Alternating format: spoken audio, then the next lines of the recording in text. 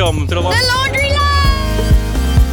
Oh, this is amazing. I never thought that financial crime events could be like this. And we're in the Ministry of Sun. It's actually mind-blowing. I just wanted this legendary location to celebrate the legendary work everyone in financial crime prevention is doing. The speakers were incredible, the topics, absolutely fantastic. 10 out of 10. Such a great energy. Anything to do with AI is my favorite topic right now. The good thing is that you are bold enough to actually highlight, is AI good or bad? We did a podcast recently where we actually asked ChatGPT to teach us how to launder money. It's been really informative, and I think I'm going to be going through the back catalogue of laundry podcasts. There's so many people I haven't seen in so long, and just reconnecting with everyone has been absolutely brilliant. But it was great to see such a range of representations from different organisations across the industry. Chloe's experiences of an international sanctioned individual holding somebody hostage and needing to get 5 million across, and how do you do it to free someone's life?